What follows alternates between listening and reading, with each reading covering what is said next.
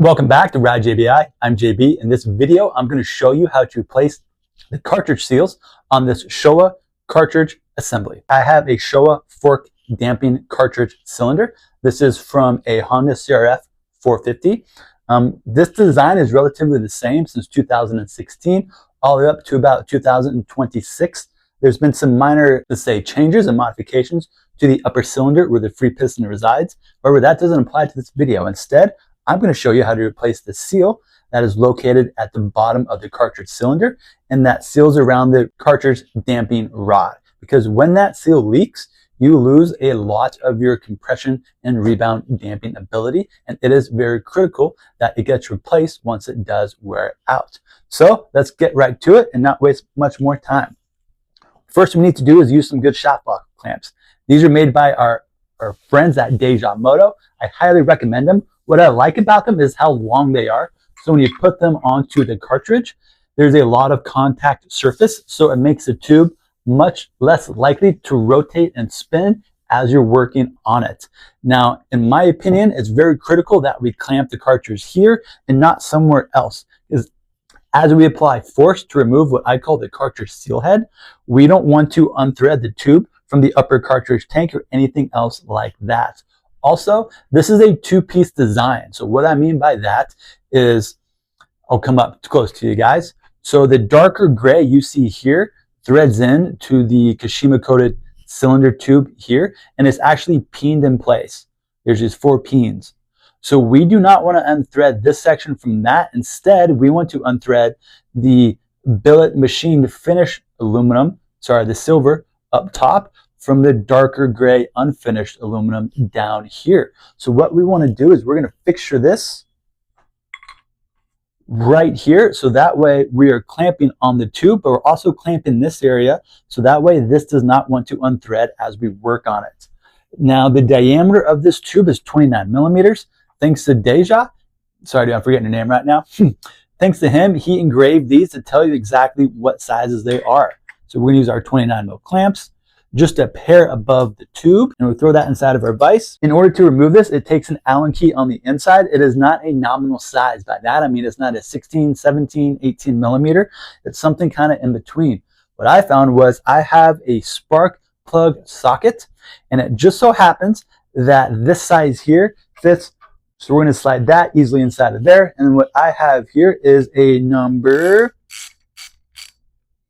5/8 Allen key. See what we're doing? So if you want, you can go out and they do sell a specific tool for that.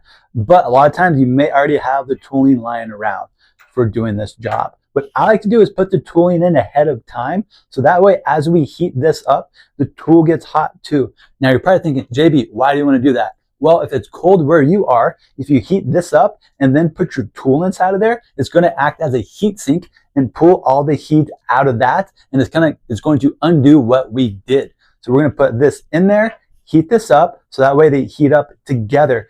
Just don't burn your hand when you do that. So let's get our blowtorch. And we're going to heat up the darker gray area.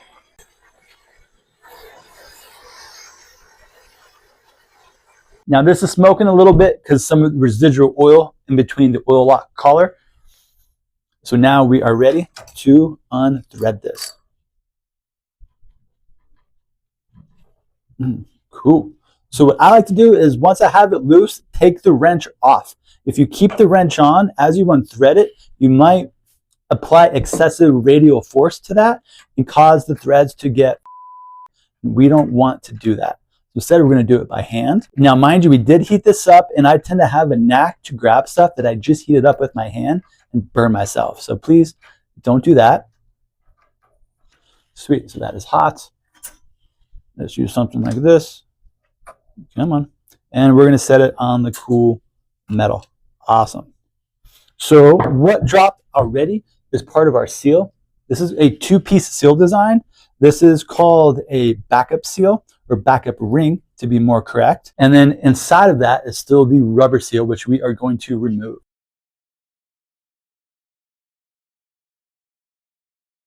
So we got some brand new Showa genuine parts. We have the actual seal itself and then the backup ring as well.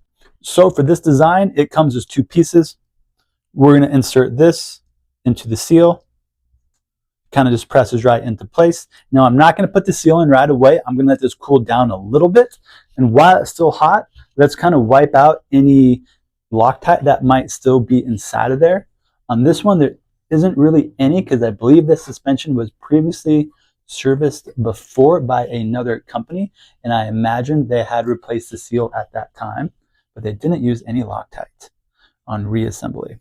Let's use a little brass wire brush.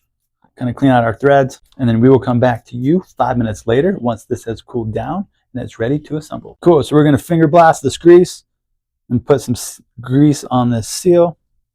Now these seals are directional, so when we install it, we want that backup ring facing us. Sweet. Now this is cooled down. We're going to apply some Loctite to these threads and thread it back in there. I recommend starting this by hand and going most of the way by hand as well.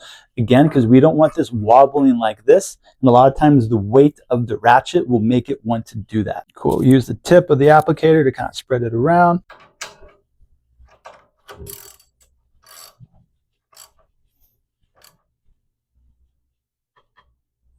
All right, so we do that to the German spec. They call that good and tight.